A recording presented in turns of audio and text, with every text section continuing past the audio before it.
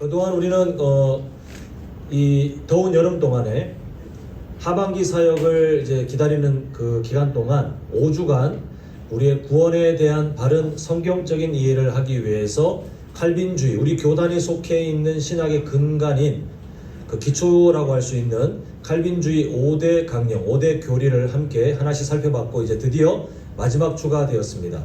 다 혹시 기억나실지 모르겠습니다만 분명하게 다 기억 안 나셔도 상관없습니다. 저도 설교했지만 그 내용을 다시 똑같이 보지도 않고 하라고 하면 자신이 없습니다. 그냥 주제만 아시면 되는데, 자, 전적 타락 뭐가 기억나십니까? 인간이 꽤 괜찮은 상태였습니까? 아니면 창세기 3장 이후로 어떤 희망도 없는 상태였습니까?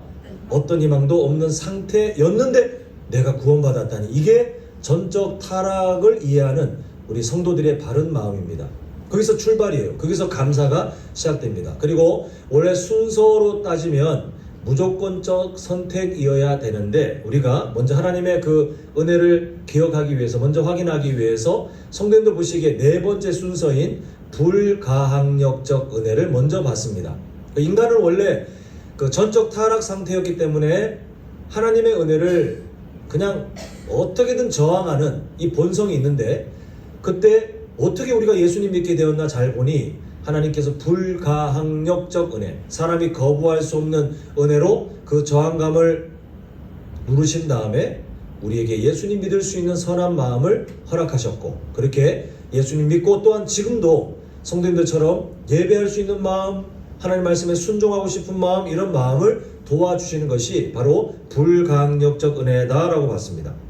세 번째 시간은 가운데 있는 제한적 속죄를 봤는데, 예수님의 십자가 사랑이 그냥 전 인류한테 다 그냥 구원받아라 라고 뿌려놓고, 믿으면 인간이 믿은 거, 안 믿으면 그 인간이 안 믿은 거, 이렇게 인간에게 구원의 어떤 선택권이 간다고 생각하는 어떤 교단의 교리와 우리는 다른 신학을 갖고 있는데, 그것이 뭐냐 하면 하나님께서 우리를 구원하겠다라고 작정하시면 실패할 게 없다는 거죠. 그런데 그렇게 하셨는데 누군가는 구원을 받고 누군가는 구원받지 못하면 모든 인류를 구원하겠다고 하시는 하나님의 계획이 그 부분만큼 실패, 이건 성경의 가르침이 맞지 않더라는 거죠. 그래서 우리는 어떻게 하느냐 하면 하나님께서 선택하신 사람들이 따로 있고, 그 선택하신 사람들을 위해서 예수님의 십자가 사랑이 그렇게 실현되었다. 그 제한적 속죄, 좁게, 그 속죄의 영역이 좁게 그렇게 정해졌다는 것을 우리가 보았습니다. 그리고 저번 주는 이제 원래 두 번째 순서였던 무조건적 선택을 통해서 하나님께서 우리를 구원하시기 위해서 부르시는 선택의 그 조건을 보니까 우리한테 요구하시는 게 없더라는 거죠. 당연한 이유가 우리가 그 어떤 조건도 이룰 능력이 없기 때문에 하나님은 요구하지 않으시고 그저 일방적인 하나님의 은혜로 그냥 우리를 선택하셨다는 거예요. 그리고 그 선택의 당연한 흐름을 통해서 우리에게 칭의, 믿음도 주셨지만 우리가 의롭게 되는 그 칭의, 법적인 선언을 먼저 하셨다. 그래서 우리는 아직 의로운 상태는 아니지만 하나님께서 먼저 법적인 자격을 허락하셨고 서서히 의로운 사람으로 살아가도록 우리를 훈련하고 계시다. 이게 바로 저번 주에 나눴던 내용입니다. 드디어 오늘 마지막 제목, 성도의 견인 함께 보겠는데요.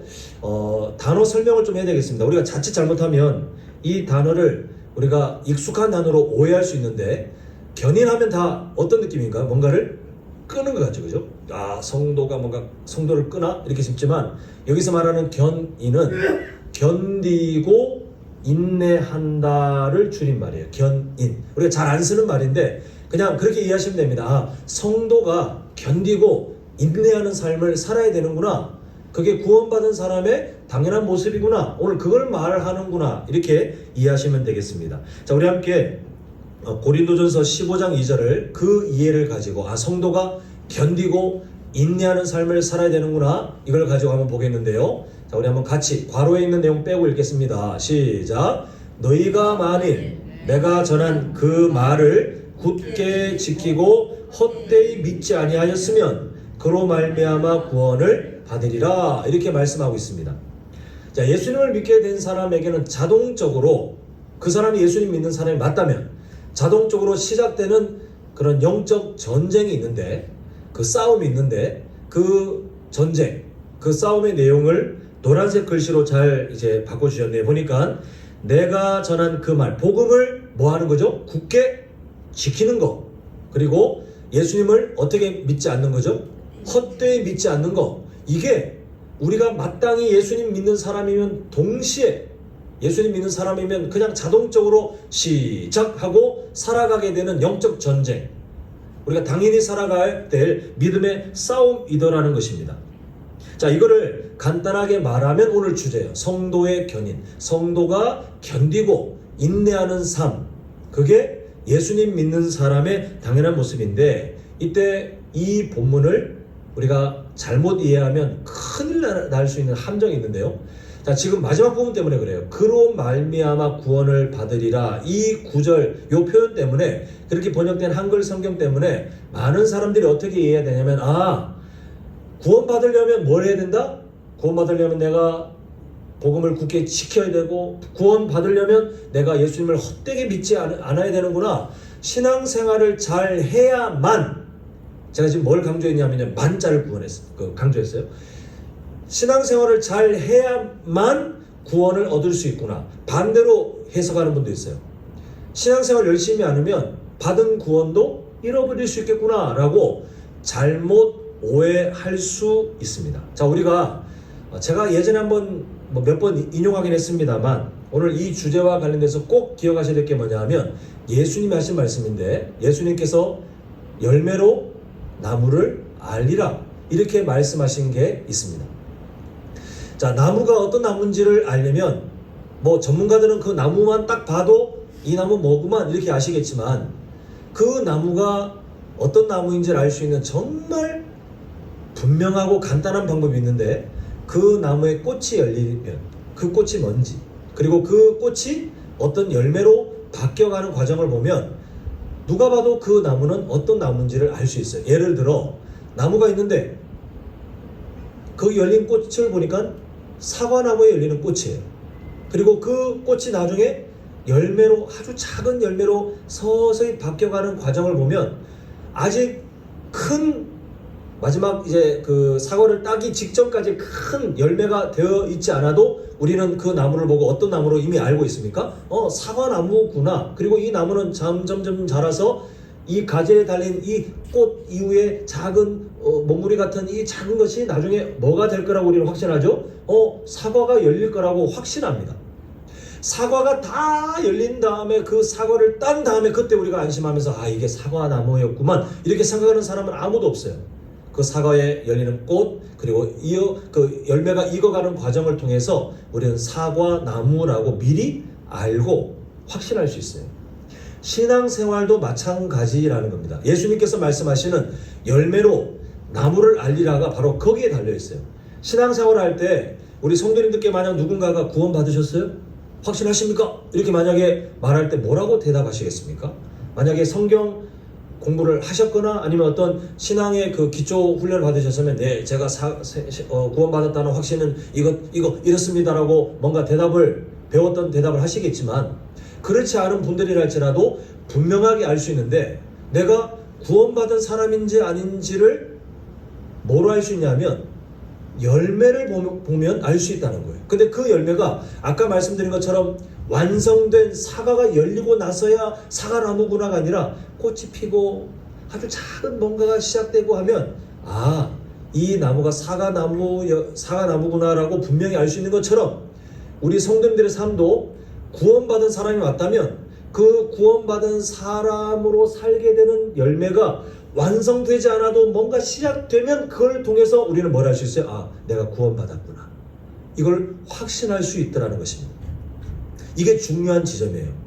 뭔가 완성된 열매가 열리지 않아도 그 열매를 향해 되어가는 과정만 봐도 우리는 예수님 믿고 구원받은 사람이구나 라고 우리는 확신할 수 있는 증거를 얻을 수 있는데, 그 증거가 바로 오늘 주제인 성도의 견인, 성도답게 살기 위해 견디고 인내하는 것이 바로 구원받은 사람인지 아닌지를 스스로 또 아니면 정확하진 않지만 다른 사람을 이렇게 판단할 때, 여기서 말하는 판단은 정죄하고가 아니라 그 사람이 구원받은 사람일까? 그러니까 우리가 소망을 가지고 볼 때 그 사람이 성도답게 살기 위해서 견디고 인내하는 모습이 보이기 시작하고 또 그렇게 살려고 하는 모습이 보이면 아, 저 사람 구원받은 사람 같아. 우리가 그런 소망을 누릴 수 있다는 것입니다. 그래서 지금 보고 계시는 고린도전서 15장 2절을 성경 전체에 있는 바른 구원관과 연결지어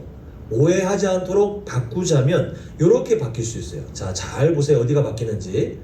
어디가 바뀌었습니까? 제일 끝에 노란색 글씨가 바뀌었죠. 자, 한번 같이 읽어보겠습니다. 시작. 너희가 만일 내가 전한 그 말을 굳게 지키고 헛되이 믿지 아니하였으면 그게 바로 구원받았다는 증거이니라 라고 이해하시면 됩니다. 그래서 결국 성도의 견인, 성도가 성도답게 살기 위해서 견디고 인내하는 것은 방향이에요. 방향. 지금 읽으셨던 내용과 제가 설명드린 것을 정리하면 제가 이걸 피하자 그랬죠. 아, 신앙생활이라는 행위를 잘해야 구원을 받는구나. 그 어떤 행위를 잘해야 구원을 결국은 받는구나라고 오해하면 안 된다고 말씀드렸고, 반대로 신앙생활이라는 행위는 구원 받았는지 안 받았는지를 아는 증거 중에 하나구나, 열매 중에 하나구나, 우리가 그렇게 읽자라고 말씀을 드렸습니다. 자, 분명히 성도의 견인, 성도답게 살기 위해서 견디고 인내하는 것은 구원받은 사람의 열매입니다. 나무 비유를 봤을 때 그 나무가 어떤 나무인지 그 꽃부터 이 과정만 봐도 알 수 있는 것처럼 열매입니다. 증거입니다라고 말씀드렸는데도 불구하고 여기서 또 함정에 빠지는 분들이 계세요. 이걸 자꾸 어떤 수준으로 이해하시려는 분이 계세요. 물론 그분들이 갖고 있는 심성의 출발점이 뭔지는 압니다. 잘하고 싶은 거예요. 근데 자꾸만 도달하지도 못하는 목표치를 딱 설정해 놓고 마치 대학 들어갈 때 뭐 커트라인 이런 얘기를 하는 것처럼 그 어떤 수준, 성도의 견인, 성도가 견디고 인내하는 삶을 어떤 수준으로 이해해서 거기에서 그냥 좌절에 빠지는 거예요. 예를 들면 이렇게 생각하는 거예요. 성도의 견인이, 그러니까 성도답게 견디고 인내하는 삶이 구원받은 사람이라는 증거라고 했는데, 나의 삶을 보니 기도도 매일 하고 싶지만 잘 안 되고, 성경도 매일 읽고 싶은데 잘 읽어지지 않고, 이게 참 훈련이 되지 않고, 또 이웃을 사랑하라고 했는데 뭐 가족부터 잘 사랑도 되지 않고 맨날 투닥투닥거리고 미운 것만 보이고, 교회 와서도 자꾸 어떤 사람하고 이게 마음에 안 드는 사람들이 보이고, 또 세상에 나가서 우리가 거룩하게 살아야 된다고 하는데 그렇게 되지 않고, 또 술, 담배 끊고 싶은데 잘 되지도 않고, 나는 구원 못 받은 사람인가 봐. 이렇게 생각하는 분들이 정말 많이 한국교회에 계십니다. 그런데 성도의 견인, 이 신앙생활은 그게 아니에요. 자, 한번 저를 따라합니다. 화면에 보시면서 신앙생활은 어떤 수준이 아니라 뭐라고요? 방향성이에요. 방향성. 이거 잊어버리시면 엄청난 혼란에 빠지면서 도달하지도 못할 신앙의 완벽주의를 스스로 설정해놓고 맨날 자괴감에 맨날 괴로움에 빠져 살게 돼요. 마치 나무는 열매를 진짜 더 익어가지고 그 열매가 뚝 떨어지는 열매를 봐야 그 나무가 뭔지 아는 거지 라고, 그 이상한 믿음 아닙니까? 꽃이 열리고 익어가는 과정만 봐도 그 나무가 뭔지 아는데 자꾸만 어떤 수준을 정해놓고 그 수준에 도달해야만 마치 바른 신앙생활인 것처럼 착각하는 분들이 계시는데요. 절대 아니에요. 성경은 그렇게 말하지 않습니다. 방향성입니다. 신앙생활은 방향성이에요. 자, 제가 신앙생활의 방향성이 뭔지를 한번 좀 설명드리고 싶은데, 참 감사하게도 먼저 성도님께서 마음에 딱 정리해야 될 게 뭐냐면, 감사하게도 성경 어디를 펴도 하나님께서 우리에게 신앙생활에 도달해야만 신앙생활이라고 인정하는 수준을 우리에게 요구하신 적이 단 한 군데도 없어요. 얼마나 감사한지 몰라요. 성경 한 군데라도 우리에게 너 도달해야 구원받은 사람이야 라고 어떤 수준을 정해놓으시면 우리 완전 좌절이거든요. 자, 그 증거를 보여드리겠습니다. 자, 히브리서 12장 14절 우리 한번 같이 읽어볼까요? 시작.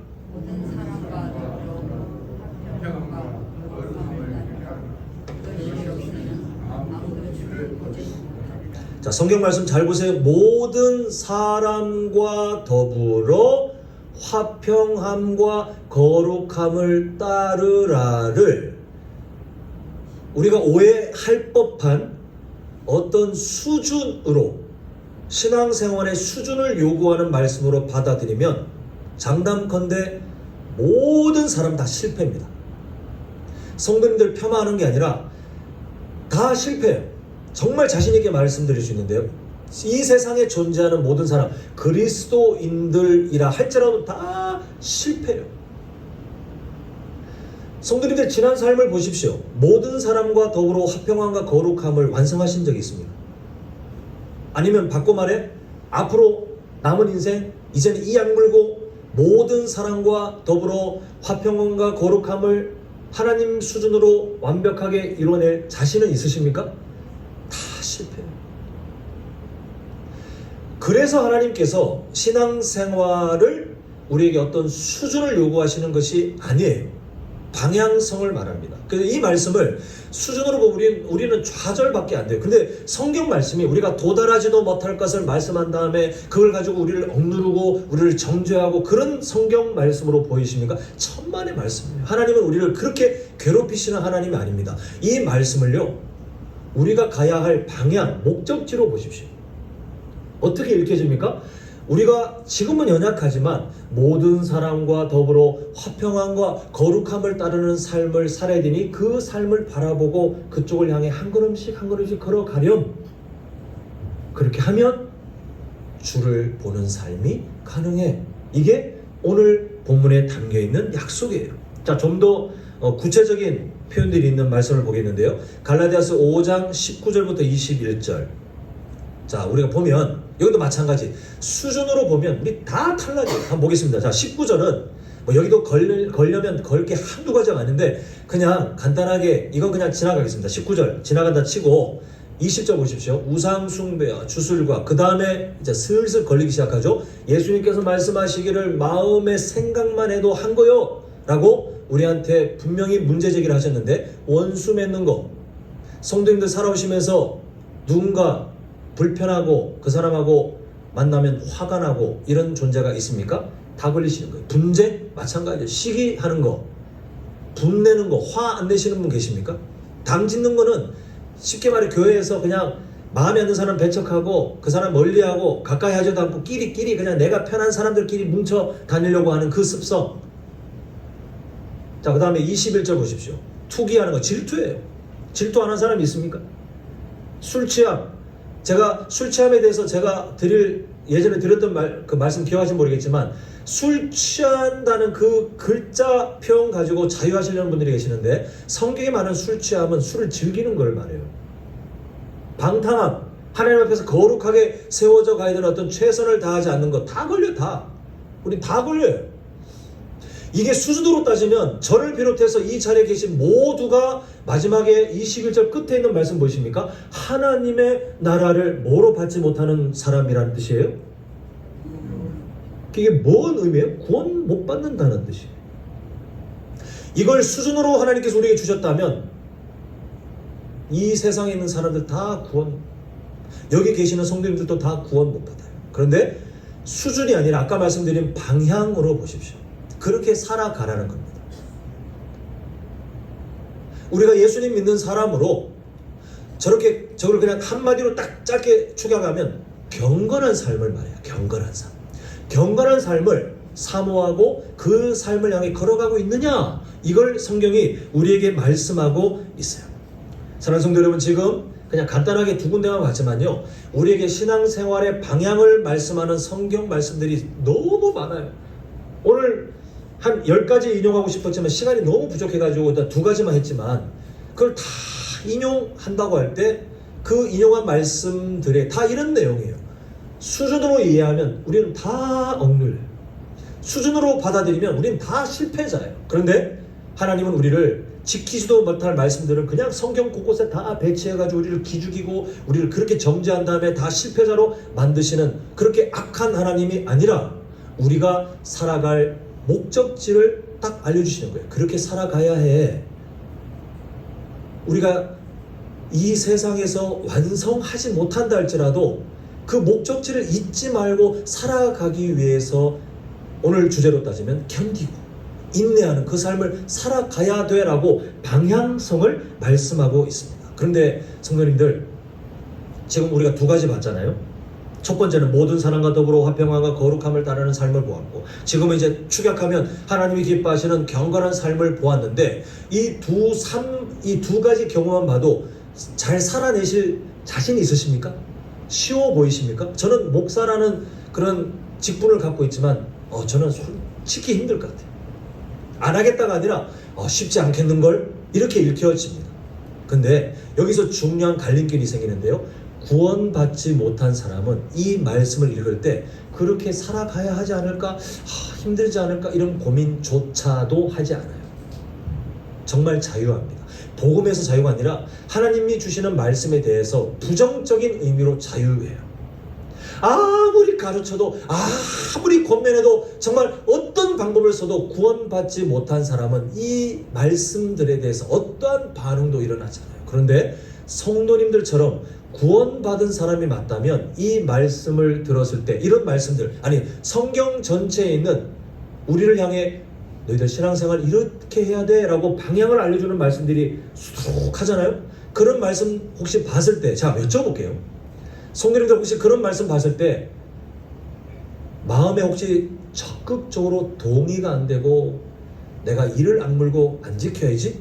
혹시 이런 생각을 갖고 지금까지 살고 계시는 분 계십니까? 안 계실 거예요.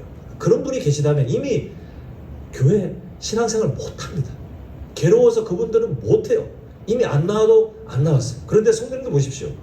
말씀을 읽을 때에, 아니면 말씀을 제가 풀어서 설명할 때에 난 저렇게 절대 안 살 텐데 라고 하지 않고, 그래 저 말씀이 맞지 라고 동의하지 않습니까? 여기서부터 구원받은 사람이라는 증거가 찾아지는 거예요. 그래서 성도님들이 좀 더 성숙하시잖아요. 어떤 마음으로 바뀝니까? 저렇게 살고 싶은데, 동의가 아니라 이제는 나도 저렇게 살고 싶은데, 아까 읽었던 말씀처럼 모든 사람과 화평하고 거룩함을 따르고 싶은데, 지금 아까 읽었던 갈라디아서 5장 그 말씀처럼 내가 그렇게 하나님이 안 기뻐하시는 삶들이 내 삶에서 없어지고 싶은데, 그런 사모함이 생기지 않습니까? 그렇게 살고 싶은 기도 제목이 생기지 않습니까? 그게 예수님 믿고 구원받았다는 증거예요.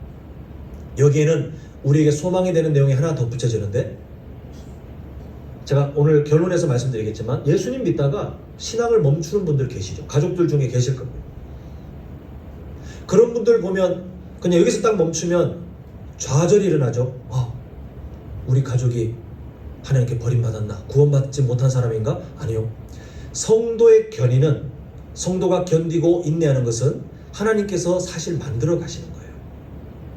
근데 그 만들어 가시는 과정에 뭐가 있냐면, 성도가 죄를 짓고 심지어 타락하는 것까지 다 포함되어 있어요. 그러나 하나님의 은혜로 언젠가 회심하고 돌아오게 되는 것까지 성도의 견인. 그러니까 아주 누가 봐도 다 저 사람 정말 예수님 잘 믿네 라고 생각할 만큼 흐트러짐 없이 처음부터 끝까지 견디고 인내하는 그런 삶만을 다루는 것이 아니라, 삶이 무너지고 때로는 신앙생활을 멈추고 그렇게 타락하여 마치 탕자처럼 그렇게 하나님을 떠난 것처럼 보인 사람이지만 하나님의 은혜로 다시 회심하여 부름받아 하나님께로 돌아오게 되는 그 과정 전체를 다 포함하여 성도의 견인, 견디고 인내하는 것이라고 성경은 말씀하고 있어요. 야고보서 보면 실제로 그렇게 표현되어 있어요. 그래서 우리가 우리 가족들을 위해서 포기할 이유가 없어요. 물론 우리가 눈에 밟히는, 마음에 품고 있는 어떤 대상자가 구원받은, 하나님께 선택받을 사람인지 아닌지는 우리는 도저히 지금 시점으로는 확인할 방법이 없습니다. 그러나 우리는 반드시 소망을 가지고 하나님이 일하실 것을 기대하고 그 한 영혼을 위해서 기도할 수밖에 없어요. 그리고 우리에게 어떤 기대감이 뭐냐면, 하나님께서 우리에게 기도하시는 이유는 분명히 있어요.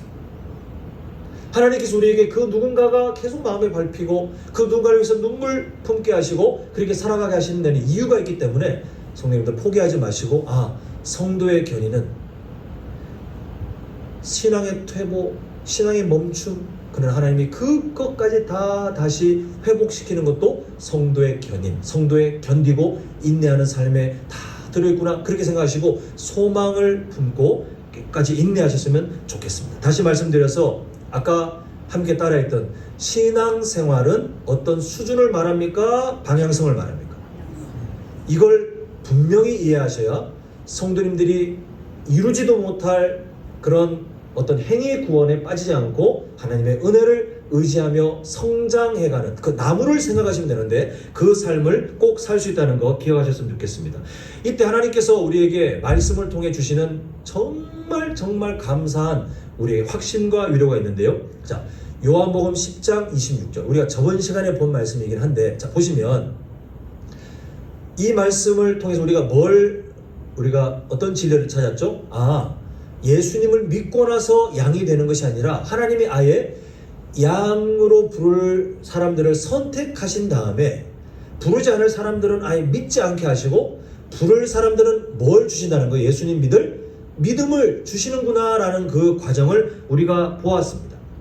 결국 하나님께서 선택하지 않은 사람은 하나님께서 양으로, 하나님의 백성으로, 하나님의 자녀로 부를 마음이 없이 그냥 이게 신학적인 용어로 유기라고 하는데, 그렇게 한 사람은 같은 예수님을 만나도 같은 복음을 들어도 반응이 없어요. 근데 성도님들처럼 예수님 믿고 구원받은 사람들에 대한 이야기가 이제 그 다음 절인 27절부터 나타납니다. 자, 한번 보면 내 양은 내 음성을 어떻게 해요? 들으며 선택받은 사람한테 일어나게 하시는 하나님 반응이고요. 또한 나는 그들을 알며, 여기에 중요합니다. 그들은 나를 어떻게 해요? 따르느니라. 자, 우리 목자가 양을 치는, 혹시 성도님들 중에 어릴 때 뭐 가축 이게 좀 쳐보신 기억이 있는지 모르겠지만, 가축들이 주인의 마음을 기가 막히게 알아가지고 주인이 시키지도 않아도 기가 막히게 알아서 다 합니까? 아니, 우리가 그냥 상식적으로 목자가 있고 양이 있는데 양들이 기가 막히게 목자가 시키지 않아도 알아서 일용할 양식 있는 꼴을 찾아, 이제 이스라엘 분위기로 보면 광야를 가서 또 물을 찾아 물을 다 먹고 목자가 있는 집으로 무사히 자기들이 알아서 줄 맞춰가지고 와가지고 울타리 닫고 그렇게 삽니까? 그런 양은 없어요.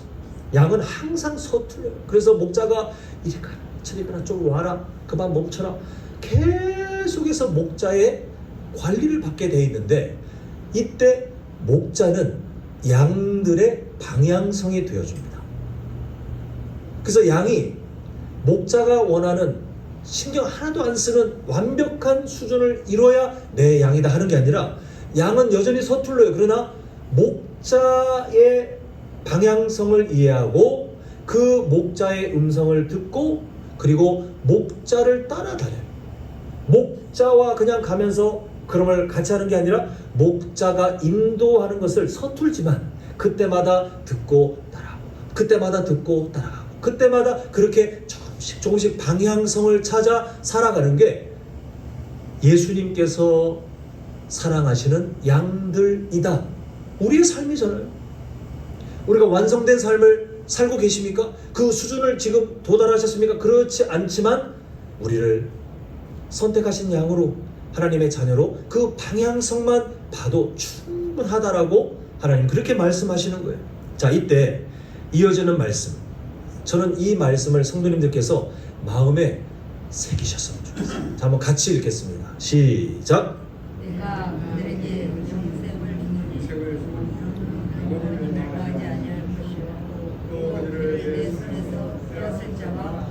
자, 목자 입장에서 양들이 서툴러요. 여전히 말을 듣지 않아요. 여전히 자꾸 가지 말라는 길을 가요. 그 중에서 내가 내 말을 잘 듣는 양들에게만 내가 이렇게 하겠다라고 하는 것이 아니라 그런 양들인 걸 그냥 알고 계시는 거예요.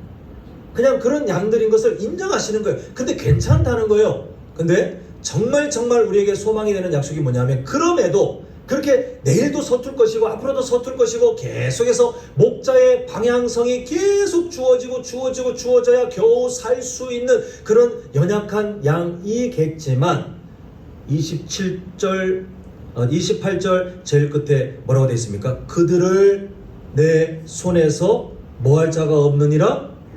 자, 이 말씀을 권혁규 목사가 했습니까? 아니면 성도님들을 사랑하여 십자가의 모든 생명을 다 던져버리셨다가 3일 만에 부활하셔서 승천하신 후에 하나님 우편에 앉으셔서 지금도 성도님들을 위해서 돕고 계시는, 그러나 언젠가 반드시 재림하여 성도님들을 하나님의 그 아름다운 나라로 인도하실 그 예수님이 하셨습니까?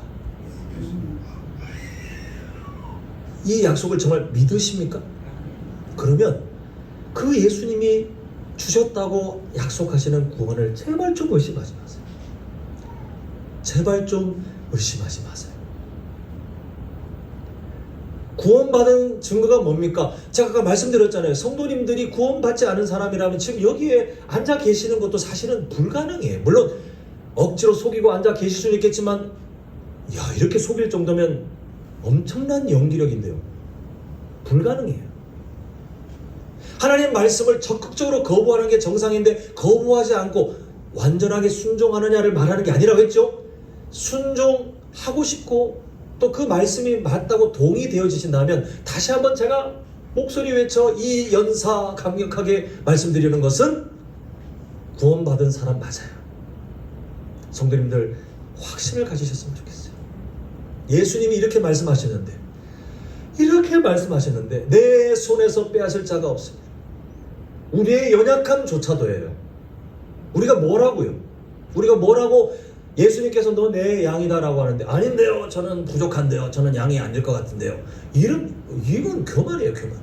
그런데 하나님께서는요, 이 말씀으로 멈추지 않고 또 우리한테 확신을 주십니다. 그 다음 절, 전 놀라운 것 같아요. 함께 읽겠습니다. 시작.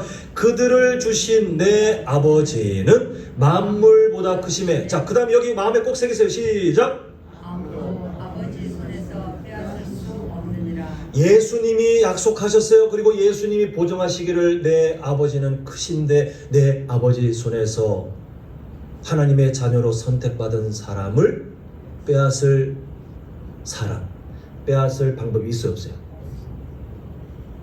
성도님들께 여쭐게요. 성도님들은 스스로 그렇게 할 수 있어요, 없어요? 없어요. 성도님들의 연약함, 그 티끌 같은 연약함 가지고 그 가지고 자꾸 뭔가 드러내지 마십시오.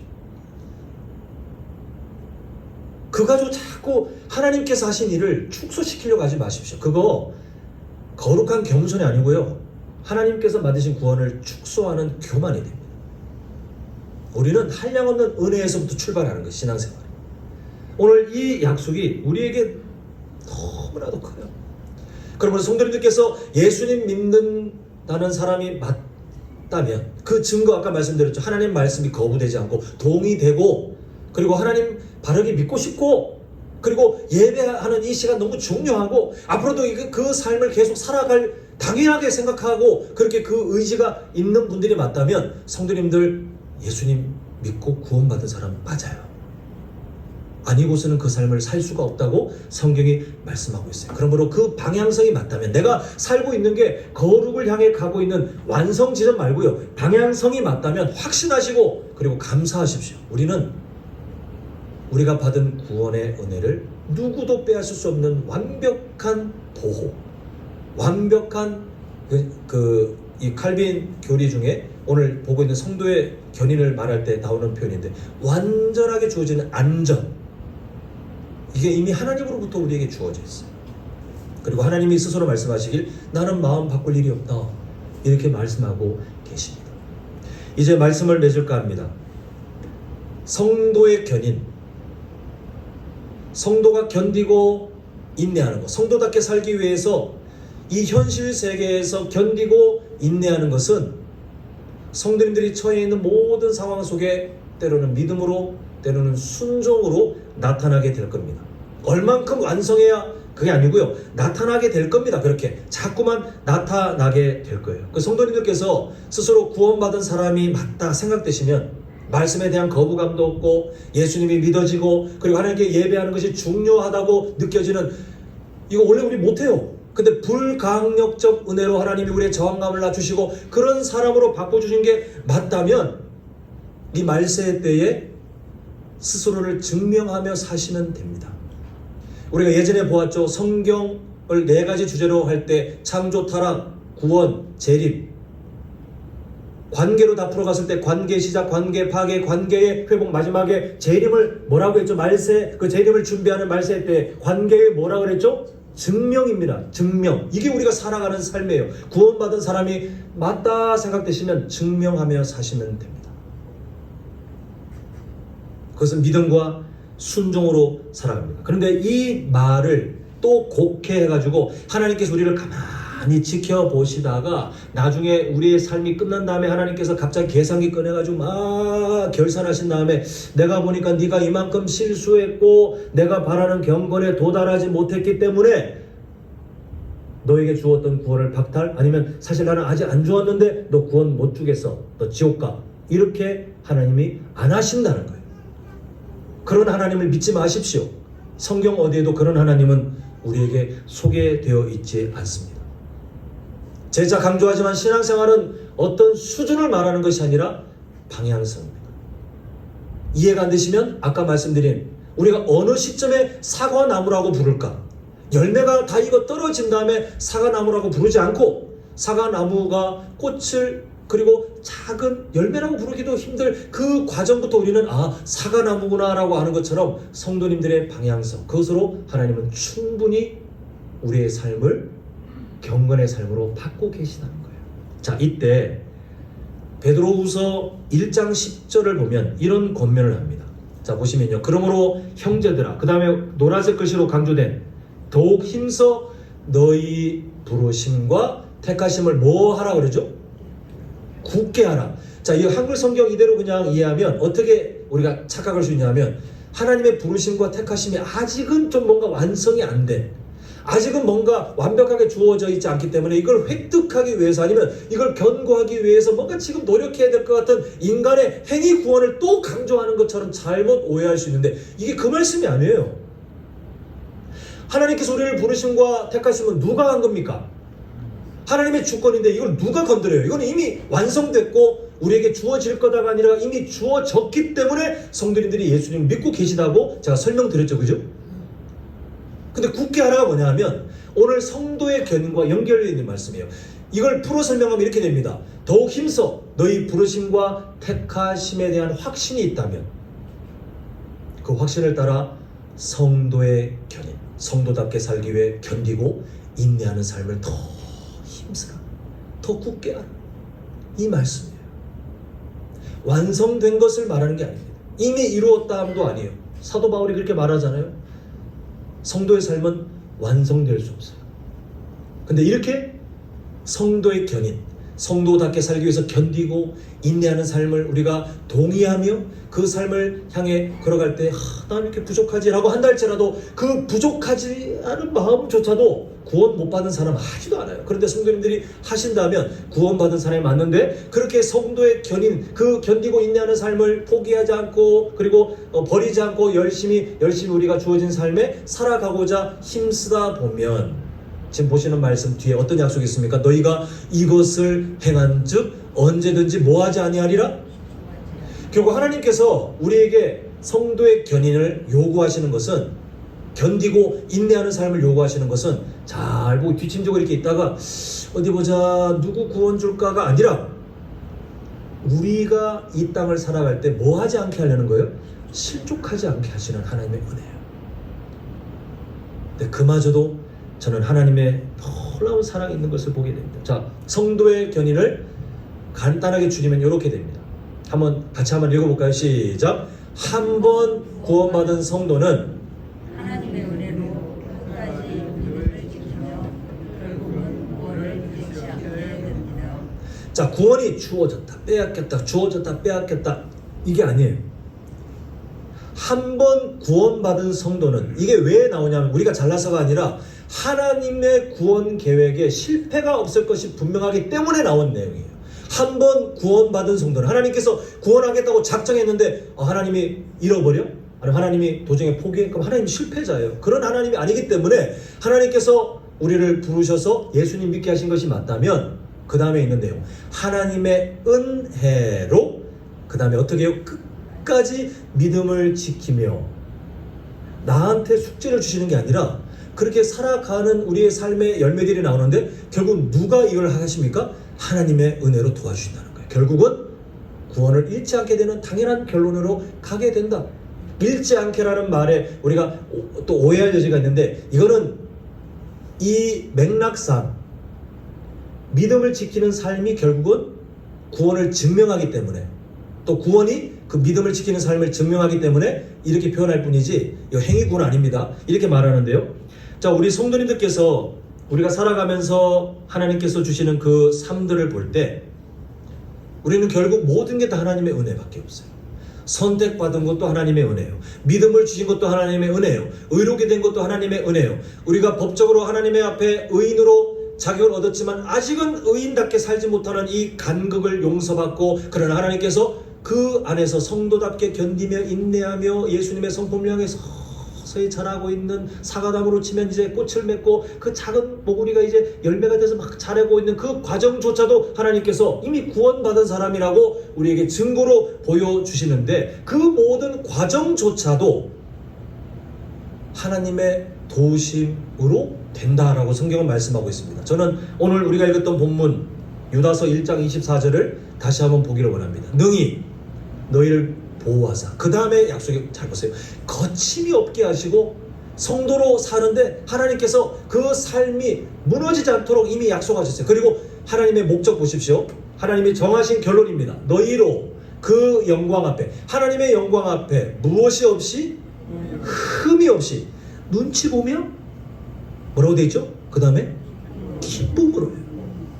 쭈삣쭈삣 눈치 보며 죄인처럼이 아니라, 뭐가 우리가 흠이 없습니까? 아, 근데 흠이 없대요. 우리가 살아가면서 뭐가 흠이 없습니까? 근데 흠이 없대요. 이게 칭의예요. 칭의. 예수님의 보혈이 얼마나 대단한지 우리에게 있는 그 흠까지 없다, 하나님께서 없다라고 선언해 버리셨기 때문에 우리는, 우리가 그렇게 하는 게 아니라 이미 그렇게 되게 되어 있어요. 하나님이 그렇게 하신다는데 뭐 누가 막겠습니까? 우리는 지금 연약하나 우리의 결론이 정해져 있기를, 하나님의 영광 앞에 흠이 없이 예수님의 보혈 때문에 이미 칭의, 의롭다고 칭함을 받은 그 하나님께서 주신 자격 때문에 기쁨으로 서게 될 거예요. 그게 바로 우리 하나님이십니다. 그러니 우리 성도님들, 연약한 자신의 행위에 자꾸 구원을 연결시키지 마십시오. 그 겸손 아닙니다. 우리는 그저 출발도 은혜, 과정도 은혜. 아, 내가 성도의 견인, 성도답게 살기 위해서 견디고 인내하는 것이 구원받은 사람의 당연한 열매로 자꾸 내 마음에 반응이 일어나는데, 아, 그마저도 하나님이 나를 보호하시고 거침이 없게 도와주셔서 그렇게 살아갈 수 있구나. 하나님 은혜 주시옵소서. 이미 결론은 정해져 있지만 하나님, 이 삶을 살아가는 도중에 최선을 다해 더욱더 풍성한 삶을 누리길 원합니다. 이게 우리의 소망이 되어야만 하고 이미 주신 약속이므로 우리는 또한 흔들리지 않는 확신이 되어야만 합니다. 바라기는 오늘로서 구원에 대한 바른 이해, 이제 5주차 마쳐지는데 다 잊어도 상관없어요. 근데 절대 잊지 마셔야 될 거, 구원의 시작과 끝이 누구의 손에 달려있습니까? 하나님께. 나의 행위에 달려있습니까? 없습니까? 없습니다. 그러므로 감사하십시오. 혹시 내가 이렇게 살면 될까? 아, 구원받았다는 증거니까 정신 차리고 그때부터 회개하시고 열심히 사시면 됩니다. 그렇게 우리가 받은 은혜에 이끌려 감사하며 오늘 배운 주제답게 성도의 견인, 성도답게 살기 위해서 견디고 인내하는 삶을 포기하지 않는 이 시대에 주의 순결한 신부로 하나님 앞에 나아가는 우리 모두가 되시기를 간절히 소망합니다.